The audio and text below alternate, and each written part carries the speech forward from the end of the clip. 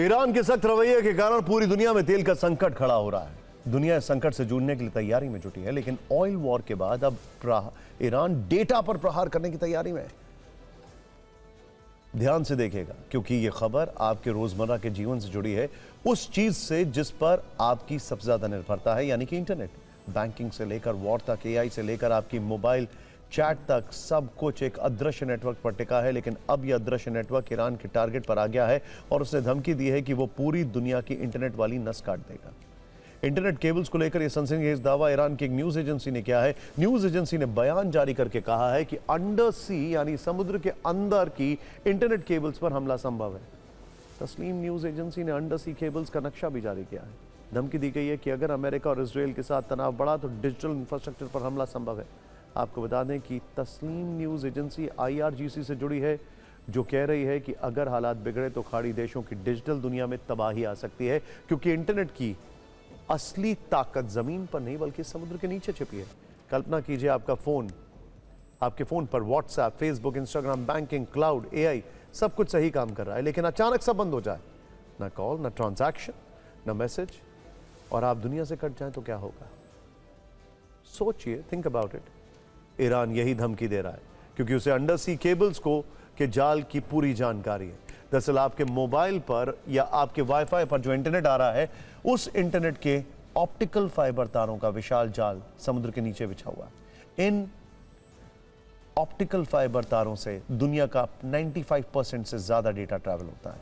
इन तारों में प्रति सेकंड 60 करोड़ घंटे के बराबर डेटा भेजने की क्षमता होती है। पूरी दुनिया में करीब 600 अंडर वाटर इंटरनेट केबल्स हैं और उनकी कुल लंबाई करीब 15 लाख किलोमीटर है। यह भी जान लीजिए कि दुनिया की सबसे लंबी इंटरनेट केबल 45,000 किलोमीटर लंबी है।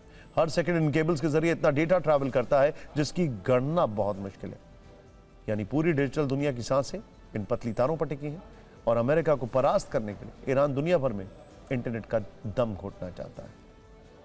ईरान ने समुद्र में वो 2 जगह भी चिन्हित कर ली हैं जो पूरी दुनिया के सबसे महत्वपूर्ण डिजिटल चेक पॉइंट हैं। पहला लाल सागर और दूसरा होर्मुज रेड सी, जहां 15 से 17 अंडर वाटर केबल्स गुजरती हैं।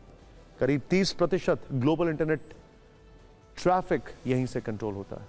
यानी एशिया, यूरोप और मिडिल ईस्ट का डिजिटल कनेक्शन यहीं से होकर जाता है। अगर यहां कुछ हुआ तो दुनिया की डिजिटल धड़कन रुक सकती है।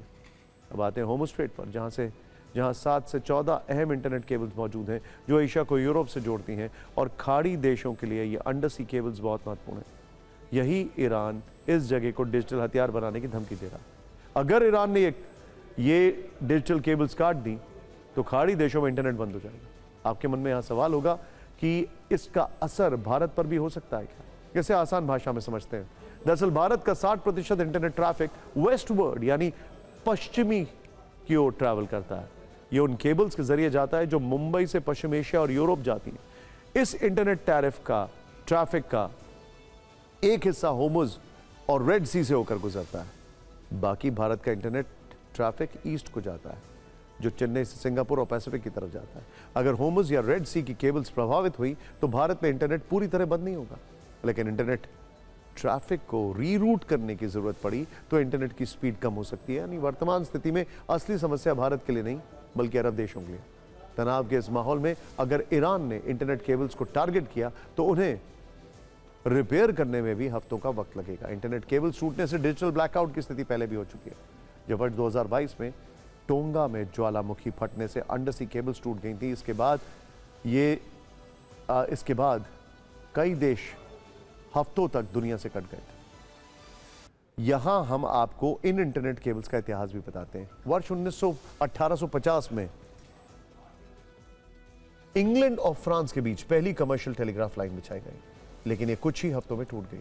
इसके बाद 1858 में पहली बार अटलांटिक महासागर के आर पार केबल बिछाई गई। वर्ष 1866 में ग्रेट ईस्टर्न नाम के जहाज की मदद से पहली बार एक मजबूत और स्थायी टेलीग्राफ केबल बिछाई गई।